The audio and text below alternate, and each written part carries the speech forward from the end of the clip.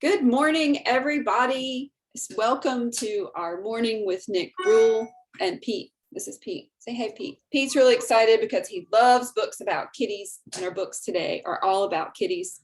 We're excited to host this webinar with Nick Bruel, the author and illustrator of the New York Times best-selling Bad Kitty books. And I want to also welcome our partner organizations today. The Country Bookshop is our sponsoring bookstore. Country Bookshop is in downtown Southern Pines, North Carolina. It's a 68-year-old independent bookshop with books for kids and adults. And also we welcome Authors in Moore Schools. It's a literary nonprofit for children headquartered in Moore County that provides free books to children when authors visit their schools. Each of our schools today has a special donor who provided the books for today's visit. Our schools today are McDeeds Creek Elementary with media specialist Robin Stone. McDeeds Creek's books are sponsored by the Next Chapter Book Club and by the Mills family. And all of the 3rd and 4th grade students today will receive books. And also, I should mention, McDeeds Creek sponsored the books for one of the grade levels. And Mrs. Stone, do you want to say something about McDeeds Creek?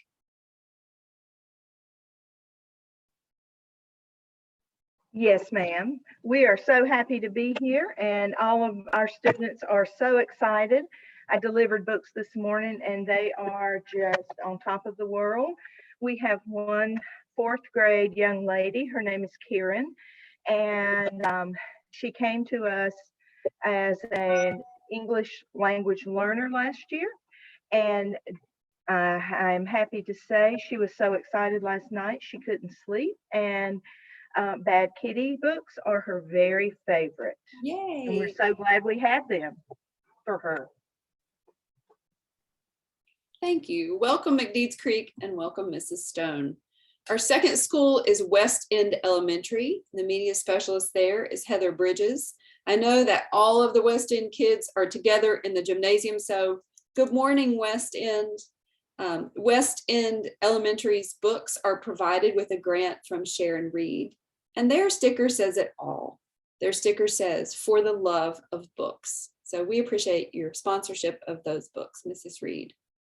So my name is Angie. I'm the Children's Department Coordinator at the Country Bookshop in Southern Pines, and I'd like to introduce our author today.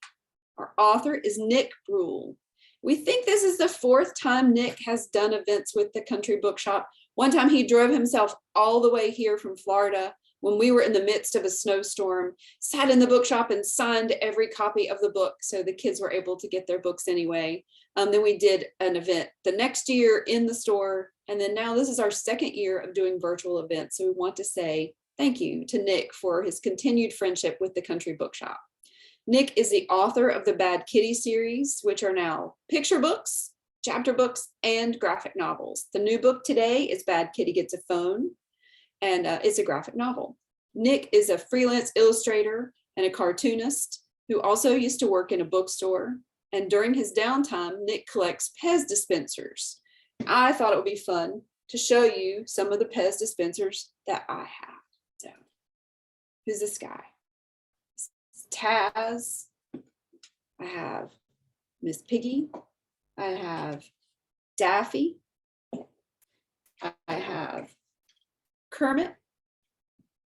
I have Smiley Guy and SpongeBob. Sadly, I do not have a Bad Kitty dispenser, but what I do have is a heart, because we love you. We love Bad Kitty. Nick, thanks for joining us today. It's all yours. Thank you for having me. Thank you for showing me those great Pez dispensers.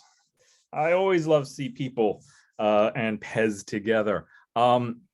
And thank you for the lovely introduction, and thank you for having me here yet again. I'm sorry I can't be there in person, but I am thrilled that I can be with you at least virtually. So, as you've gathered by now, my name is Nick Bruel, and I have this amazing job where I get to write and illustrate books for kids like you. That's part of this job where I get to write and illustrate books for kids like you, is that every now and then it gives me the opportunity to actually meet kids like you, albeit sometimes virtually like right now. So when this opportunity arises, this is what I like to do. I believe there's enough time for me to read to you from the newest Bad Kitty chapter book, this one here, Bad Kitty Gets a Phone. After that, I'm going to do not just one, but two drawing exercises. And I'm mentioning that now because maybe you want to take a moment to get yourself some paper and a pencil or a pen, and you can join me in drawing. You don't have to. It's optional. You can also just sit and watch. I'm fine with that. And then after all that, I'm going to try and answer as many of your questions as possible. Okay, so before I actually get into reading to you from Bad Kitty Gets a Phone, I need to make a small confession. That confession is I may have made a huge mistake. Let me explain. All right, so now this book obviously is about this cat. She wants a phone, then she gets a phone, and then it's about all the sort of consequences, the repercussions that come with having a phone. Here's the thing. My problem isn't with the cat. My problem is with the phone. I'll explain. See, phones are one of those devices that can change pretty dramatically in a pretty short period of time. And I'll show you what I mean. So now the phone that Kitty wants, right? It's just sort of a big rectangular thing. And here's a picture of it where she's actually showing us the phone she wants, right? That's kind of the phone that you probably think of when you imagine a phone. And with good reason. I mean, here is my phone, right?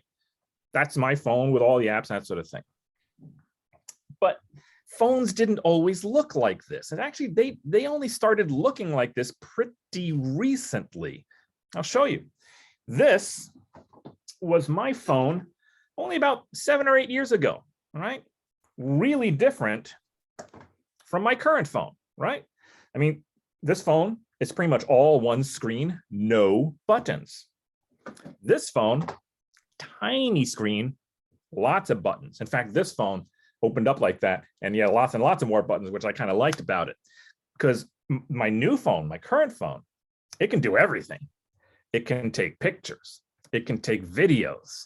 I can research on it. I can order food on it. I can order pretty much anything on it. This phone, well, I could call with it. I could get calls with it. I could kind of text, especially with this. And it had a camera in the back, but that was just for taking pictures, no videos. This was my first cell phone. This was the phone I had only about 15 years ago. Tiny, tiny screen. Buttons. I could get calls, I can make calls, and that's about it. Even texting wasn't an option. It had an antenna on it that honestly, I'm not sure if it ever really worked. Now I get to show you the very first phone I had. I should say the phone that my family had when I was growing up. Are you ready? Brace yourselves. This was my phone. This was my actual phone, the phone my family had when I was a kid growing up. What do you not see? No screen at all. You don't even see buttons. The way you would make a phone call on this thing, by the way, it weighs about 5 pounds easily. The handset alone weighs about 1.5 pounds. You pick it up and then you hold it to your ear, and then you have to dial. Let me show you. All right. To dial the number you want, you put your finger in the hole here, right? And then you turn it all the way like this, and then you let go. I'm going to do it again, but listen carefully. Did you hear all those little clicks and whirs in there? This machine would count the little clicks that the dial is making, and that would tell the machine what number you want. So if you want to dial 10 numbers, you'd have to go 10, you'd have to do this 10 times. Took a little bit of effort. So this is all to say that phones have changed a lot in a pretty short period of time. When you think of a phone, if somebody says phone to you and you picture it in your mind, you're probably thinking of this. When people like me, and possibly some of the grown-ups in your world, and certainly your grandparents, think of a phone, they may be thinking of something like this. So what my problem is, I created a book about a cat and a phone where the phone may be outdated in just a few years. I mean, who knows what phones are going to look like in really just a short period of time. Anyway, having said that, I think I'm just going to work with what I have. And what I have right now is this book called Bad Kitty Gets a Phone.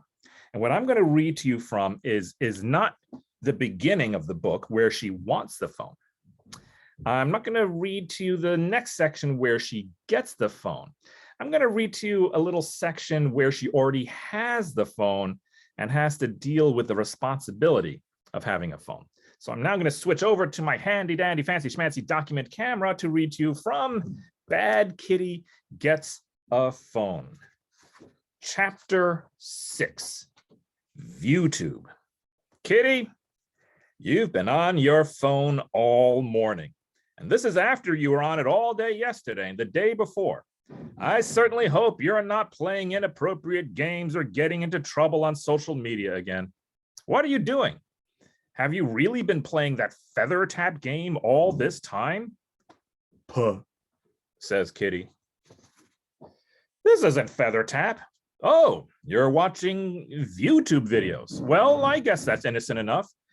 I hope you're watching something educational. And what's she watching? What a happy cat. My cat is so happy because she's playing with feathers. Cats love playing with feathers, especially my cat. I'm going to sing about my happy cat. Oh, happy cat, what a happy cat. My happy cat loves playing with feathers. Hap, hap, hap, hap, happy cat. Are you kidding me? Guh, says Kitty. Let me get this straight. Instead of playing with real feathers or even playing a phone game with fake feathers, you're watching videos of other cats playing with feathers. Kitty, are you even listening to me? No, says Kitty. What a happy cat. My cat is the happiest cat. My cat likes to watch videos of other cats playing with feathers. Happy cat, happy cat. My happy cat likes watching videos of other happy cats playing with feathers. Hap, hap, hap, hap, happy cat. That was the most bizarre thing I've ever seen. So instead of playing with feathers yourself, you just watched a video of another cat watching a video of yet another cat playing with feathers. I don't understand anything anymore. Muh, says Kitty. Kitty, watching videos on a phone can be really fun, but a phone can do so much more. I know. Let's do something creative and actually make a ViewTube video with your phone. You like this idea, Kitty? You actually like this idea? Hooray! I'll help. The first thing we can do is start by writing a script for our video. Oh, you already have one. And you want me to read it? I'm flattered. What a happy cat. My cat is the happiest cat. My cat likes to watch videos of other cats watching videos of other cats playing with feathers. Hap, hap, hap, hap, happy cat. Well, that was revolting. Please don't tell me that you're going to post that video. No? Good. Oh, you have a new script. Excellent. What are you going to do? Juggle, dance, read poetry? What a happy cat. Oh no. My cat is the happiest cat. I think I'm going to be sick. My cat likes to watch videos of herself watching other cats watch videos of other cats playing with feathers. Hap, hap, hap, hap. I can't do this anymore. I can't believe that I just took part in that. But I guess you're at least doing something creative, Kitty, so I can't be too upset about it. Tap goes Kitty. Send goes the video. Bing, bing, bing, bing, bing, bing. Wow, it sounds like you're already getting comments about your video. That was quick. And the comments read, a dog named Rex says, that was lame. Cats are lame. Dog named Fido says, yeah, seriously lame. Cats are the lamest. A very strange looking dog named Rover says, I wish I had paid to watch this so I could ask for my money back. But Chatty Kitty says, I thought that was cool. That's a cool way cool cats say cool. Ouch. I'm sorry, Kitty. That was mean. Cats and dogs and people being mean to each other on the internet can be a real problem. Often we're mean to each other on the internet in a way that we would never be if we were standing face to face. That was bullying. There's no other way to put it. Cruel words written in comments or in forums or anywhere on the internet can be just as hurtful as if they were said out loud. We can't control what other people do or say, but what we can control is ourselves. We can make sure that we never take part in the same awful behavior that meow, meow, meow, hiss, hiss, hiss, meow, meow, hiss, yow, yow, hiss, spit. No, Kitty, what did I just say? Do not engage in the same awful behavior as those dogs. It won't do anyone any good. And what we read is Kitty says, meow, meow, hiss, growlix, yow, screech, hiss, spit. LOL, lame. Yeah, lame. No, Kitty, the same rules apply on the internet as in real life. Just because someone is rude to you doesn't mean you should be rude back. Cruel words are cruel words, and it doesn't matter how or where you say them. They can all hurt feelings, so don't use them ever. Sorry, Kitty, but YouTube is not appropriate for cats. I can't trust that you won't engage in mean-spirited chats with strangers. And to be completely honest, I didn't care for how dull and listless you were becoming from lying around and doing nothing but watching videos all day. I'm blocking you from accessing this site. Blocked. Here's your phone back. You can still play your feather tap game. Tap goes Kitty. Tap, tap, tap goes Kitty. Tap, tap, tap, tap, tap, tap, tap, tap, tap, tap, tap, tap, tap, goes Kitty. The end to chapter 6 of Bad Kitty Gets a Phone. Well, now I want to show you a little drawing exercise. It's something that I do by myself sometimes, just to, practice, just to keep, just to amuse myself. But it's also something I've done with my whole family, with my wife and my daughter. It's something you can do by yourself. It's also something you can do as a group. You can do it at school. You can do it at home. It's a little drawing exercise I call chimera. Before we get into the details of the exercise itself, let's define our terms. Exactly what is a chimera? A chimera was a mythological creature, meaning it did not exist. It was a creature from ancient Greece. And it was an unusual looking thing because it was sort of an amalgam, a collection of different animals smashed together to form one beast. So typically it was depicted as having the head and the body of a lion. But it also had a second head, that of a goat, sticking out right behind the lion head between the two shoulder blades. And then instead of a tail, there was a snake or a serpent. And before I forget, the goat head, the one I was just telling you about, it could breathe fire because apparently that's what goats could do back in ancient Greece. Anyway, you don't need a lot for this exercise. You need, of course, something to draw with. I'm going to use this marker. And then you need at least 2 sheets of paper. Now, the first sheet of paper is to draw on, of course. The second sheet of paper, you're going to cut up into pieces. And then onto each piece of paper, you write the name of an animal. Now, I've already done this, so you don't have to. Don't worry about it. But for example, zebra. All right. Another one, ostrich. All right. Now, I like to put my pieces of paper in a bowl because it's sort of fun to shuffle my hands around in, but you can also just stack them like a deck of cards next to you. Doesn't really matter. So what I'm going to do now is I'm going to pretty much randomly pick 3 animals from this bowl, and they are going to be the animals that comprise my chimera. All right, so let's see what we get. Pig. The first animal I picked was pig, and the pig is going to be the head of my chimera. Not bad, right? It's a good one. Oh, interesting. Shark.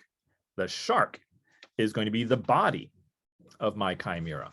So already it's going to be an unusual looking thing. All right, last one, cow. The cow is going to be the legs of my chimera. All right, so to show you what I'm talking about, I'm now going to switch back over to my handy dandy fancy schmancy document camera. See you in a moment. All right, so just to review, the 3 animals I picked are pig, shark, and cow. They are going to be the head, body, and legs of my chimera.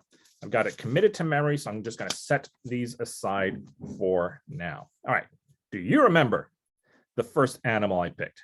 That's right, the pig. Pigs are fun to draw because they have those terrific snouts. And if one is to believe the literature, they have hairs on their chinny chin chin. So we're going to give them that. Great thing about pigs, they also have these really awesome ears. They have these great, big, wonderful, floppy pig ears. And I think that's it. I think we're just going to stop there. There's the head of my chimera, the pig. And now we're going to move on. Things are going to get interesting now, because now we're going to give this chimera the body of a shark. And sharks have very, very different bodies from pigs. The most discernible feature being their fin. You know, I actually heard a really interesting thing about sharks. Sharks are thought to be the only vertebrates in the world that don't really have a backbone. And the reason people say that isn't because of they don't have a spine. They have that, but it's not made out of bone. Sharks, they don't really have bones. It's all cartilage in there. So they're unique that way. All right, so there's my chimera with the head of a pig and the body of a shark. And just to make things interesting, let's give it gills, like a shark. All right, do you remember the last animal I picked? Cow. And cows have very, very different legs than sharks, which have no legs at all. So we're going to give the chimera the cow legs and hooves. And you know what? It just occurred to me we can make it even more interesting because cows have udders. So just to be more interesting about it, let's give this chimera udders. Why not? We're going to go this far with this nightmarish looking creature. We might as well go all the way, right? And you know what? Just cows often have these really cool spots. So let's give this the legs sort of more of a cow-like spotted feature on them. All right. And that is my chimera that has the head of a pig, the body of a shark, and the legs and udder of a cow. Now, I just have 2 more things to do with this chimera before I am done. The first thing I need to do is to name my chimera. Now, I could just take the easy route and name this guy George or Nancy, but I want to name this chimera after the animals that comprise it. So I've got a pig, a shark, and a cow. So I'm going to name this chimera Pigarcow. If anyone ever asks you what a Pigarcow looks like, you can draw them one of these. The very, very last thing I need to do with my chimera is I need to sign my name. See, because anytime you make any drawing at all, or write a story, anytime you do anything creative, you really need to attach your name to it somehow. So I've got a lot of space right here. So this is where I'm going to sign my name, which, as you all know, is Nick Bruel. Well, hopefully that looked like fun and something you want to try. Now, I did this by myself. There is a way you can do this as a group, and here's how. You need the same tools. You need something to draw with and at least 2 sheets of paper. The first person picks an animal and draws the head of the chimera, but then passes the paper down to the next person, who picks another animal and draws the body of the chimera and passes the paper down to the third person, who picks an animal, and so on and so forth. Now, I just picked 3 animals. Imagine how amazing your chimera could look if you picked 4 or 5 or maybe even more animals, which brings me to a final point on this. I've never tried this, so maybe you can. It occurs to me that it might be interesting if every now and then on one of those pieces of paper you wrote down something that was not an animal, like maybe if you wrote down broccoli or cauliflower or Batman or maybe even your mom. Although, having said that, I hereby absolve myself of any responsibility if you get into trouble because you drew a chimera with the head of your mom, the neck of a giraffe, and so on and so forth. Be it on your head, not mine. That is legally binding. Let's draw Kitty. All right, so here's the thing though. I don't want to be the guy who gets a marker and a lovely blank piece of paper and then says to you, all right, children, this is how you draw a bad kitty. No. Yeah, see, here's the thing. You're in school. Even if you're not inside school, you're in school. And school is a place where you go to learn something new every day. So, but here's the thing.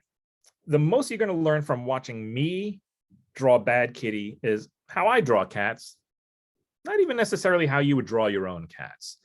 It's kind of like learning how to sing by watching American Idol. Don't get me wrong, perfectly amusing, totally entertaining, just not, educationally relevant. So this is what we're going to do. I am, of course, going to draw a bad kitty. Don't worry. But in doing so, I'm going to show you the hardest part. I'm going to show you the biggest challenge that I face each and every single time I have to draw this character, and that is giving her feelings, emotions. See, feelings and emotions are really important in stories. Every single character in every single story you have ever read, you're ever going to read, they all need feelings and emotions to seem real. But here's my problem. It's kind of a big problem. My problem is that I created a character who does not talk. Kitty doesn't talk. She's a cat. But because she does not talk, she can't just tell us what she's thinking. She can't just tell us what she's feeling. The only way to know what Kitty is thinking or feeling is by seeing the expressions on her face. That's my challenge, and I'm going to show you how I meet that challenge each and every single time. How, you ask? Why, with the help of my handy-dandy fancy-schmancy document camera, of course. See you in a moment.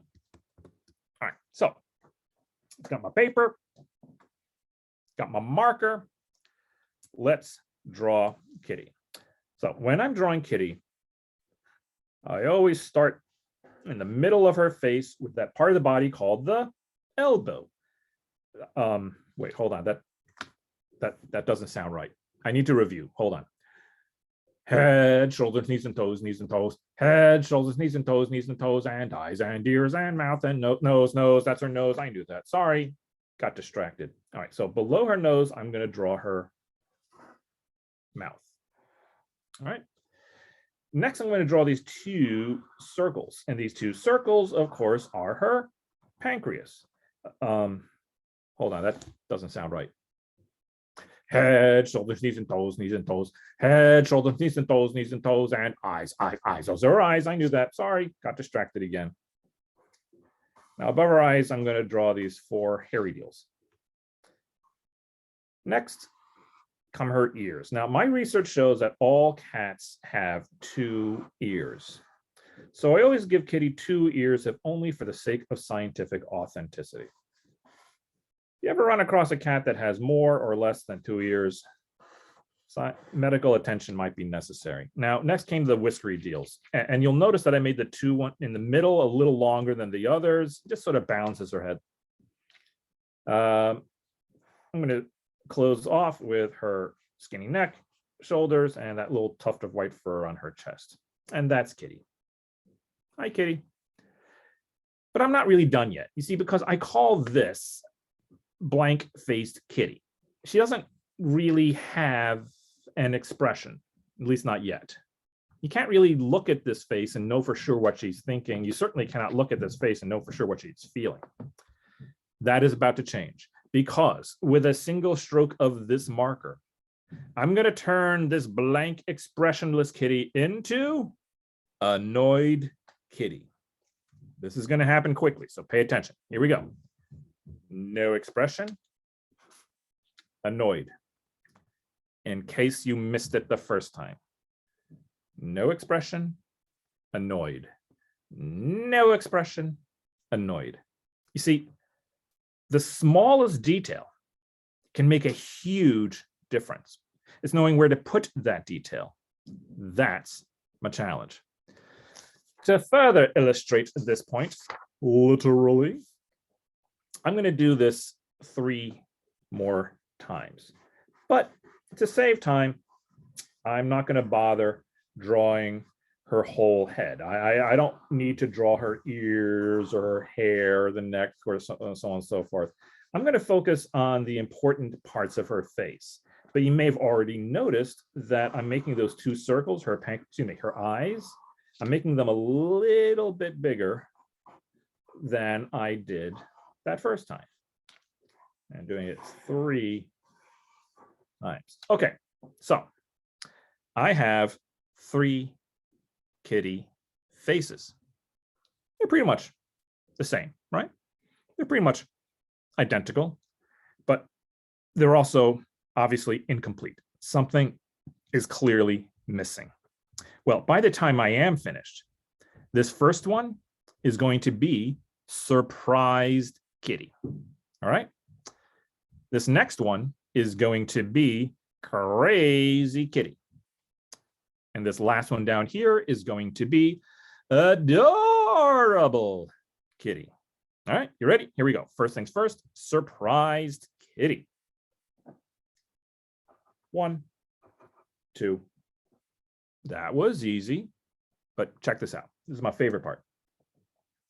All I did was add 2 dots. And just by adding 2 dots, look at how much more alive that face suddenly becomes compared to the other 2. I never get tired of that. All right. Next, crazy kitty. You ready? Here we go. 1, 2. It's not so hard, right? Last, but certainly not least, adorable kitty. 1, 2. I had 3 kitty faces. They used to be the same. They used to be identical. By the time I was done, though, the only difference between surprised, crazy, and adorable was where I put the dots for her eyes and how big I made them. Learning these details, the ones that make such a huge difference, took me a lot of time, a lot of practice. Remains still to this day the hardest part of my job when I'm drawing this character. And with that, I open the floors to questions from you guys.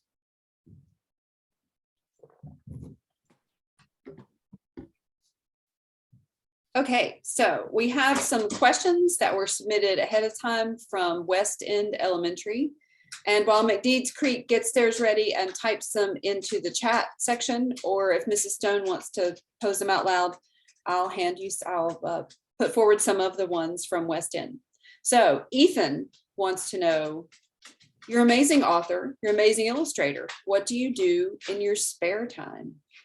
Well, Ethan, thank you for those very kind words. Before I answer the rest of your questions, I appreciate them very much. What I do in my spare time, in some ways, this whole gig of writing, illustrating books is almost like a part-time job, because I consider my priority at all times to being father to our daughter, Izzy. Now, she's about to turn 14. And I mean, like, really, just in a couple of days, she's turning 14. So she doesn't need quite as much attention as she used to, but there are still a lot of things that need to be attended to as in the family. So often that is the biggest part of my day. But when I'm not being dad, and I'm not being a husband, and I'm not making books about ornery pussycats, I like to read. I do like to read mostly still, to be honest, graphic novels. They are still, for me, fun things to read. I've been reading comic books all my life, and I don't foresee a day where that will come to an end. And I also like watching TV, good shows with my wife. That's another fun pastime for us. All right. This is from McDeeds Creek from Josie. Why did you want to become a writer, and how did you come up with Bad Kitty? Oh, well, there's this two is a good follow-up question from Mrs. Edwards' class. Do you have a cat that inspired Bad Kitty? So all right. Yep. No, there's a lot to unpack there. There's a lot of good questions there. So it's going to take me a minute to answer it all. Well, so the best way to explain it all is to tell you about how I came up with the idea for Bad Kitty. And the thing is that I came up with the idea for Bad Kitty probably around 17, 18 years ago, and we didn't even have a cat at the time. We have two now, but we didn't have any then. So Kitty is not based on any particular cat that we've had. I had cats as a kid, and I have cats now, but not when I came up with the idea for Bad Kitty. And I'll tell you how that happened. You see, for me, the way my brain works, when I have to sit down and write a story, I don't think of the story first. It's true. I don't think of the character. I don't think of the plot. I don't think of the setting. I don't think of any of that first, more often than not. And this is the honest truth. I think of the title first. It's true. I'll tell you why.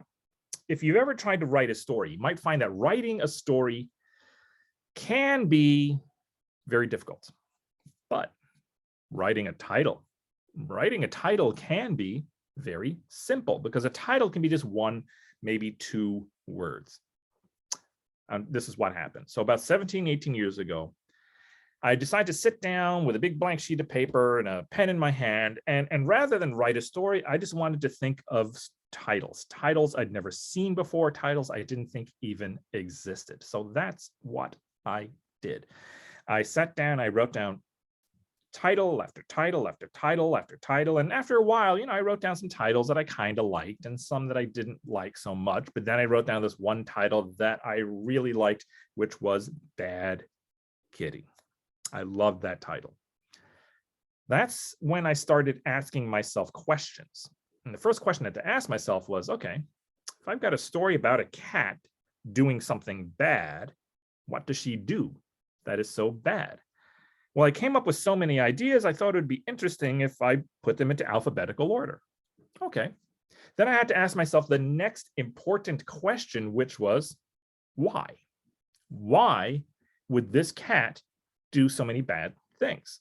Well, knowing cats as I did, even though we didn't have one at the time, I knew that their behavior was often influenced by the food they did or did not get. So I thought, okay, I'll do a whole alphabet of foods that this cat got that she did not like. And that is how the very first Bad Kitty book was born. Arguably, that is how this entire Bad Kitty empire was created, purely from my sitting at my table 17, 18 years ago and contemplating those two little words, bad and kitty. I've been writing books all my life. This started 20 years ago, but I first started writing them when I was as young as first grade. That's when I first started writing books. I did it then because I really just loved it. I just loved sitting at the table with a big blank sheet of paper, with a pencil, pen, crayon, whatever I get my little hands on, and writing stories. I do it now because I love it. And I love it as much now as I did when I was in first grade. I think I covered all those questions.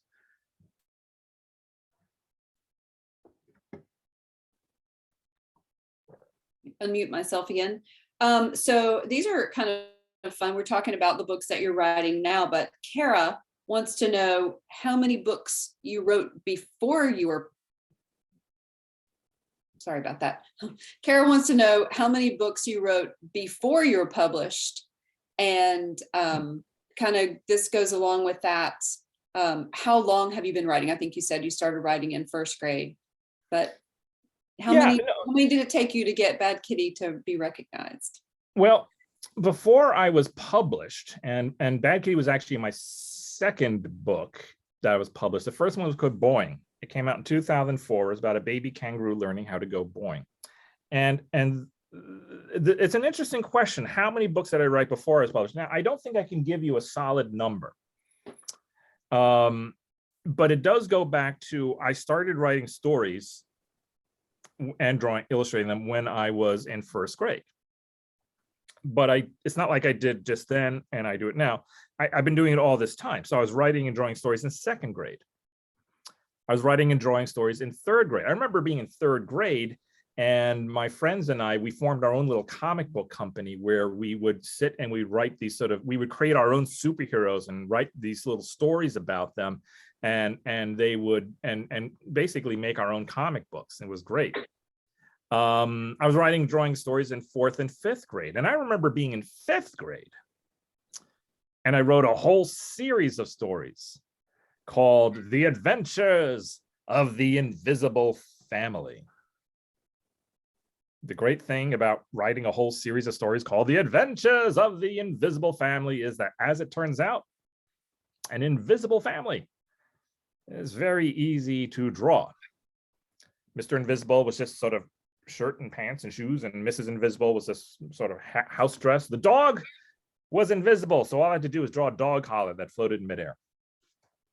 But I kept writing and drawing stories in sixth grade, in middle school, high school, college, all those years after college. So I couldn't tell you how many stories or books I'd written before finally getting published. I can only say it was a lot, and maybe the best way to measure it would be to say I did it when in terms of years, first grade, maybe even kindergarten, all the way until I was published. I'd always been doing it. It's a great question, though. All right, this is a fun question too from Mrs. Stone, the media specialist at McDeeds Creek. What kind of books do you like to read? What was your favorite book as a child? Mrs. Norton wants to add to that. So what do you like to read now? And what did you like to read when you were younger? Interesting question. Well, I do love to read my comic books. I like my superheroes. Always have, always will. But every now and then I will read something that's actually something that's sort of nonfiction, politically science-based. I tend to read when I go from comic books. If I step away from it, I go to sort of bleak reality, like books about current events and such. Growing up, interestingly enough, I think my favorite writer is someone that's barely remembered today. And he was a man named Jack Kent. He was an interesting guy. I grew to know more about him as I grew up. He wrote a book that I thought was amazing. It was called Fat Cat. Possibly had some influence on what the kind of books I would make years later. But it was based on a Dutch folktale about a cat that's gets so fed up with its owner and decides to eat the stew that she's making, and then the cat eats the owner, and then the cat walks out into the town and starts eating everybody and everything, including the buildings and cars and everything. It's just a wild folktale, and it sounds much more gruesome than it actually is.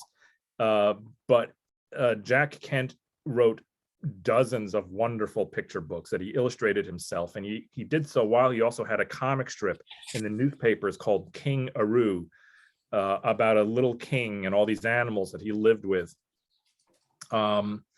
And in a way, when I was growing up, as much as I loved reading children's books, I really wanted to be like Jack Kent. I wanted to have a comic strip in the newspapers.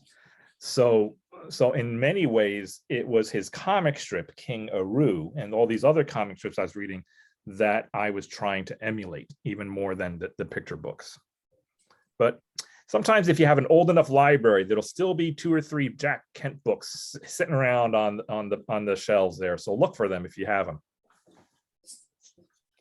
This is a good question, and I just lost who it was from, but oh, Waylon. Waylon wants to know, kind of goes along with that, like you really appreciate this other author's books. Waylon wants to know, are you friends with any other authors? Oh, that's, it's fun. That's a neat question. I am, the funny thing is when you grow up, when you become a grown up like me, you tend to think of friendships in different terms, and part of it is because kids have lots and lots of friends, and that's because kids go to school and kids see their friends all day every day.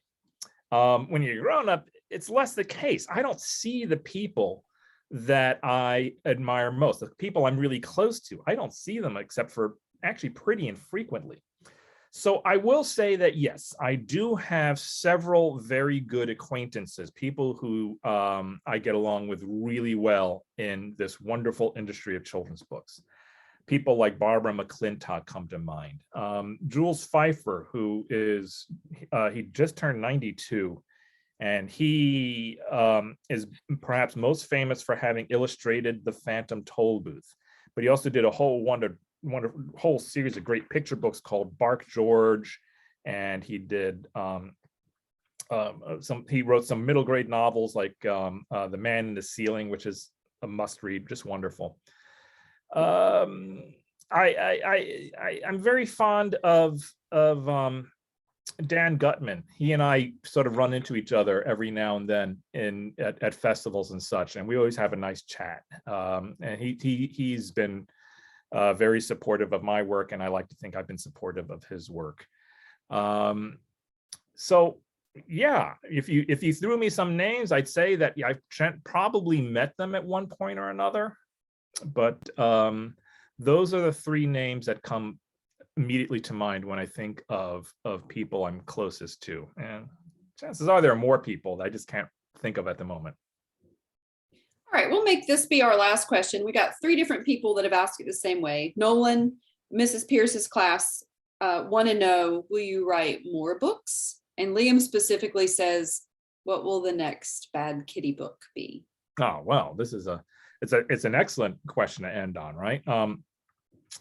I can tell you what the next 2 Bad Kitty books are going to be, because the very next book to come out will come out at the end of 2022. So it'll be about 10, 11 months from now, but I only just handed in the artwork.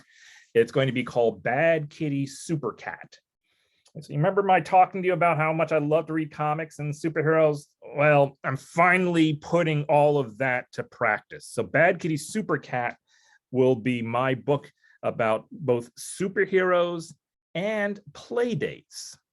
So those are the 2 topics I'm going to be covering in that book. And of all the Bad Kitty books, certainly all the chapter books, certainly it's going to be the longest one. It's going to be 176 pages. It's just got a lot going on in it, and that's why. The next Bad Kitty book after that will be a picture book. along the lines of a lot of these sort of early, simpler, early readers, simpler picture books. I've done things like Bad Kitty Does Not Like Snow and Bad Kitty Does Not Like Candy, Bad Kitty Does Not Like Dogs, and so forth. It's a book called Bad Kitty Does Not Like Valentines. And so it's going to be my little Bad Kitty story about Valentines. And I just approved that in the back of the book, there will be 4 Valentines that you can push out of the cardstock. After that, I know I'm going to be doing more books. I don't exactly know for sure what they're going to be. Certainly not the Bad Kitty books. I can show you a little something. Maybe I don't know if this is making news or not, but I can show you a little bit of what I'm working on at the very moment, because it is going to be something different. I don't know if it'll be published or not, but it's all written. I just have to do the art for it. It's going to be a very different kind of cat book for me. Because it's about a cat, it's really more coincidence than anything else, but it's going to be a middle grade reader about a boy who finds a cat, but the story will be told by both of them, and they both have very different points of view. It's going to go chapter to chapter, chapter to chapter, and the cat's point of view, that's going to be illustrated. And here's like a sample piece. You can see very different from the sort of thing I do in Bad Kitty, the Bad Kitty books in general. So yeah, there'll be more coming from me in the next few years at least. What they'll be, not entirely sure, with the exception of Bad Kitty Super Cat and Bad Kitty Does Not Like Valentines. We're excited about all those possibilities, Nick. Thank you for your time today. Thank you, McDeeds Creek. Thank you, West End Elementary. Nick, we hope to be right back here with you next year. Thank you very much. Looking forward to it. And I'm hoping that by next year, maybe I can see you all in person. I look forward to that day. I hope so, I don't know exactly when that day will be, but until then, everybody wash your paws, wear a mask if someone asks you to. Be safe, take care of yourselves. I love you, and look forward to seeing you again sometime soon. Thank you. You're welcome. Bye.